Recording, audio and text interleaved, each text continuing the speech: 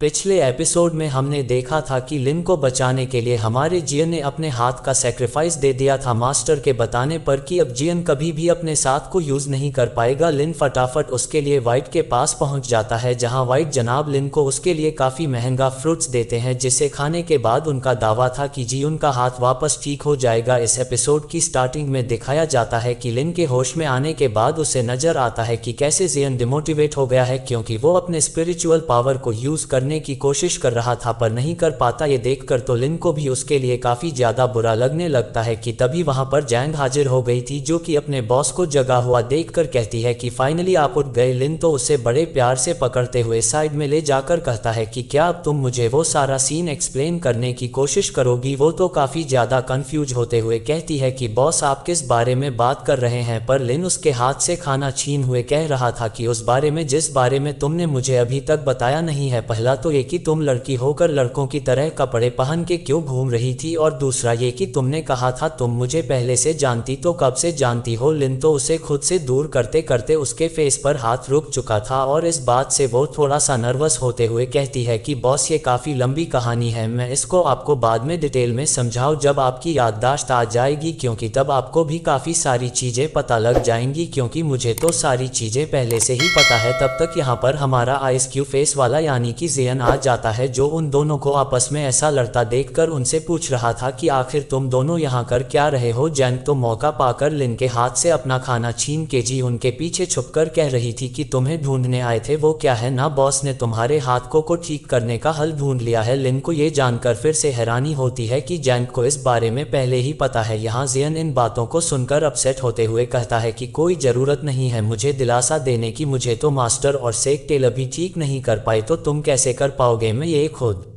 से ठीक करने की कोशिश कर लूंगा। ये बोलकर वो तो वहां से जाने लगता है पर लेन उसका रास्ता रोक के कह रहा था कि मेरे पास एक तरीका है और अगर मैं तुम्हें ठीक नहीं कर पाया तो मैं इसे खिला खिला के मोटा बना दूंगा। ये सुनकर जैंग भी लाइक मैं क्यों भले का बकरा बनूं, उसकी बातों पे कोई ध्यान नहीं देता और यहाँ लिन जबरदस्ती जियन को वो फ्रूट खिला देता है और फिर दोनों के दोनों मिलके पागलों की तरह जी उनके हाथ को घूर रहे थे कि ये अब ठीक हो जाएगा। काफी देर तक पागलों की तरह घूरने के बाद हमारा लिन कहता है कि कोई हलचल क्यों नहीं दिखाई देती, क्या उस मेक ने मुझे लूट लिया, मैंने पूरे के पूरे 5 लाख बिटस्टोन दिए, अब तो उस मेक को जान से मार दूंगा। वो ये सोच ही रहा था कि तभी जियन के हाथ में हलचल होने लगती है और उसके हाथ से ग्रीन कलर की एनर्जी बाहर आ रही थी। जीवन का ये हाथ तो उसे कंट्रोल करना शुरू कर देता है जो उसे लेकर लेफ्ट राइट घूम रहा था। बेचारा जीवन अपनी बॉडी को संभाल नहीं पाता क्योंकि उसका हाथ उसे इधर से उधर दौड़ा रहा था। उसे इस तरीके से स्ट्रगल करता देखकर हमारी जैंग कहती है कि बॉस गलती से इसे गलत मेडिसिन तो नहीं खिला दी ना आपने। लिन भी यही सोचने लगता है कि तभी जैंग नीचे गिर गया था और वो उठ लिन पर गुस्सा करने लगता है कि तुमने क्या खिला दिया मुझे। ये बोलते हुए वो तो उसे पीटने के लिए आगे बढ़ने लगता है कि तभी वो नोटिस करता है कि उसका हाथ ठीक हो चुका है और ये देखकर वो काफी ज्यादा खुश हो रहा था। तो लेन कहता है कि क्या कहा था मैंने तुमसे कि मेरे पास रास्ता है और मैं तुम्हारा हाथ ठीक कर दूंगा। जैंग तो उसकी बातें सुनने के बाद उसे पीछे से चिढ़ाना शुरू कर देती है और इस बात पे तो लेन उसके पीछे दौड़ जाता है उसकी पिटाई करने के लिए। यहाँ लेन अपनी कल्टिवेशन कंप्लीट करने के बाद फाइनली खुश हो जाता है ये जानने के बाद कि वो एक स्पिरिचुअल मास्टर बन गया है और अब वो अपने पास से मोबाइल की दी हुई उस बॉक्स को निकाल कर देख ही रहा था कि दौड़ते दौड़ते जैंग आ जाती है जो काफी परेशान होकर लिन को ये बता रही थी कि सिटी पर अटैक हो गया है। वो रिफाइनशिव उस पवेलियन की तरफ दौड़ जाता है जहाँ का सर्वेंट लिन का वेलकम कर रहा था और लिन कहता है कि जब लास्ट टाइम मैं इधर आया था तब मैंने तुम्हारे मैनेजर को नहीं बताया था कि मैं कहाँ से बिलोंग करता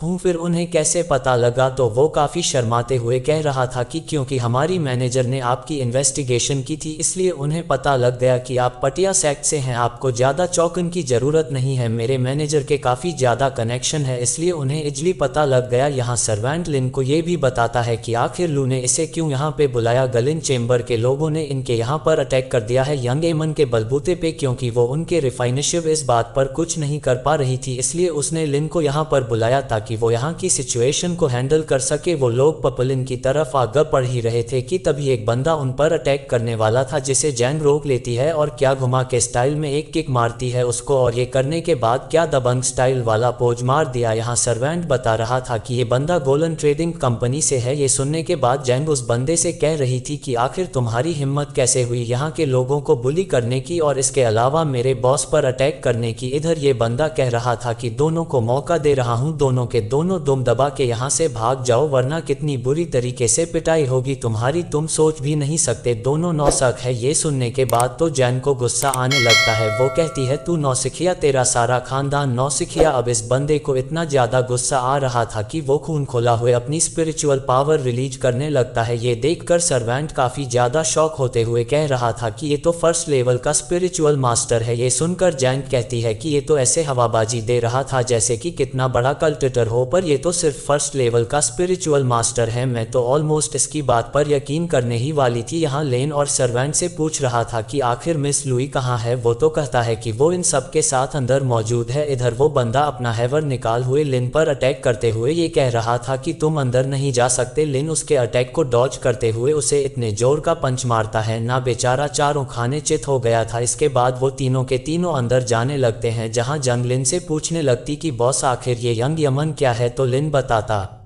है कि मैंने मास्टर ओ यू से एक बार सुना था कि ये एक तरीके का सेक्ट है जहाँ पे काफ़ी पावरफुल मास्टर की रिफाइनर्स रहते हैं। उस सेक्ट की जो भी की रिफाइनशिव लो की वहाँ की रिफाइनशिव टन सेक्ट के की रिफाइनर्स मास्टर भी हार जाएंगे। ये सुनकर वो सर्वेंट कहता है कि हाँ आपने काफ़ी सही कहा, फिलहाल तो यंग यमन काफ़ी बड़ा कॉन्फ्रेंस होल्ड करने वाला है, मतलब वहाँ पे एक काफ़ी अच्छी कंपटीशन स्टार्ट होने वाली है और तुम उस कॉन्फ्रेंस में तभी पार्टिसिपेट कर सकते हो जब तक वो तुम्हें इन्वाइट ना कर ले। इसीलिए रिफाइनशिव चेंबर कॉन्फ्रेंस के लोग आकर छीनने की कोशिश कर रहे हैं ताकि वो इनके बदले उस कॉन्फ्रेंस को अटेंड कर सके। यहाँ ये लोग बात करते करते पवेलियन के अंदर पहुंच गए थे। मिस लू तो हमारे लिन को देखने के बाद काफ़ी ज़्यादा खुश हो जाती है, जो काफ़ी सारे स्टूडेंट से गिरी हुई थी। यहाँ पर दो पुलिस को भी दिखाया जाता है, जिनमें से जो मेल वाला था वो हमारे लिन को देख के कहता है कि क्या तुमने एक बच्चे को बुलाया है खुद को बचाने के लिए, जिसने अभी अभी स्पिरिचुअल रियम को ब्रेक थ्रू किया है। वो तो लियो को धमकाने लगता है कि चुपचाप वो इन्विटेशन हमारे हवाले कर दो वरना यहाँ के लिए अच्छा नहीं होगा, पर लियो उसकी बात को इग्नोर कर देती है। इस बंदे के साथ आए हुए इसकी पार्टनर इससे कह रही थी कि किसी को भी बाहर से देखकर तुम उसके बारे में कोई जजमेंट पास मत करो, मुझे तो लगता है कि ये वही लड़का है जिसके बारे में आजकल रूमर्स फैल रही है, जिसकी कल्ट और रिफाइनशिप की है। वो काफ़ी सैडिक्टिव तरीके से लिन के पास आते हुए कह रही थी कि मुझसे मिलो, मैं मेन यांग हूँ, गुए लिन की कमर्शियल बैंक की मैनेजर। लिन तो उसके हाथ को काफ़ी जोर से झटक देता है, पर ये मैडम चुप नहीं हो रही थी। वो कहती है कि जितना तुम्हें लियो ने पे किया है ना उसे बचाने के लिए, उससे 3 गुना ज़्यादा मैं तुम्हें दूंगी, तो तुम्हें यहाँ से चले जाना होगा हमारे मैटर में बिना टंगड़ा है, और इसके अलावा तुम्हें और भी कोई फैसिलिटी चाहिए तो मैं खुशी खुशी देने के लिए तैयार हूँ। और यह बोलने के बाद बोलन से काफ़ी ज़्यादा क्लोज होकर बात कर रही थी। तो ये देखने के बाद हमारी जैंग मैडम उसे अपने बॉस से दूर करते हुए कहती है कि मैडम अगर आपको बात ही करनी है तो थोड़ा दूर से करो ना, इतना ज़्यादा चिपक क्यों रही हो। ये लड़की ऐसे बिहेव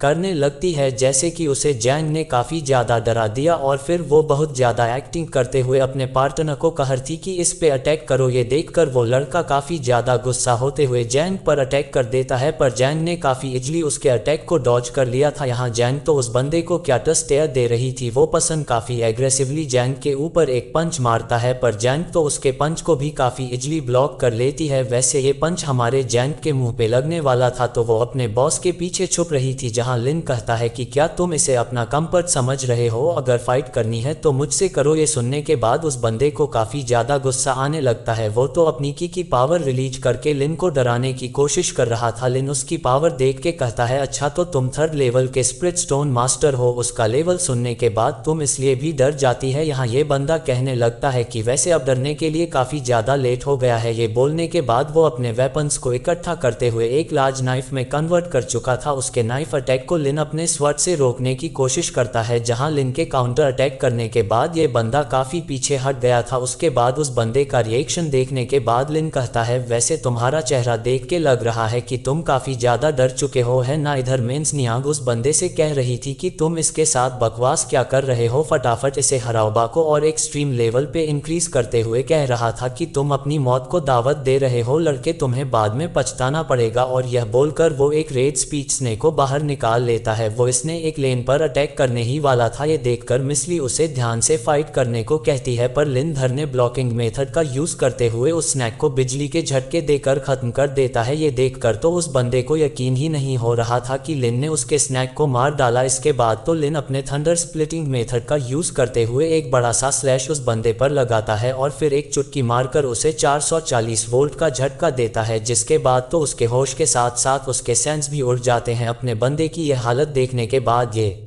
लड़की लियो पे काफ़ी ज़्यादा गुस्सा कर रही थी, ये कहते हुए कि अब तुम्हें पता है तुम्हारे पवेलियन के साथ क्या होगा, तुम्हारी हिम्मत कैसे हुई गोल्डन चेम्बर के लोगों से पंगा लेने की। वैसे ये मैडम तो जैंक को भी काफ़ी इरिटेट बड़ी नज़रों से देख रही थी। लियो इसकी बात का कोई जवाब नहीं देती, बल्कि हमारा लिन कहता है कि इस बंदे के साथ जो हुआ सो हुआ, पर तुम्हें इनका इन्विटेशन नहीं लेना चाहिए था। अब एक काम करो, फटाफट से वो सारे इन्विटेशंस हमें लौटा दो और जब तक हम वापस नहीं आ जाते तब तक यहाँ की थोड़ी सफाई कर देना। ये लड़की तो काफी ज्यादा डर कर वहां से जाने की कोशिश कर रही थी, पर हमारी जैंग उसे अपने हाथों के इशारे से डराने लगती है और फिर वो उसके पास से छीकर सारे के सारे इनविटेशन बाहर निकाल लेती है। गवेलिन चेम्बर के लोगों ने और भी काफी सारे लोगों से इनविटेशंस कलेक्ट किए थे, तो वो भी हमारी जैंग ने ले लिया था, जिन्हें देखकर वो काफी खुश होते हुए कह रही थी कि इतने सारे इनविटेशंस के साथ तो हम आराम से सेट के अंदर चले जाएंगे। उस कॉन्फ्रेंस को अटेंड करने के लिए हमारा जकांग भी जा रहा था, साथ में रिफाइन शिवकत। हमारी मिस लन सबसे कह रही थी कि किसी को भी यह मत बताना कि तुम लोग पोटिन सेक्ट के स्टूडेंट हो, बल्कि अपनी आइडेंटिटी को हाइड ही रखना। उसको क्रैंस में क्या होने वाला है ये तो हमें नेक्स्ट एपिसोड में पता लगेगा, क्योंकि इसी के साथ हमारा ये वाला एपिसोड हो जाता है खत्म। आपको एक्सप्लेनेशन कैसी लगी कमेंट करके जरूर बताना। तब तक के लिए बाय बाय, टाटा।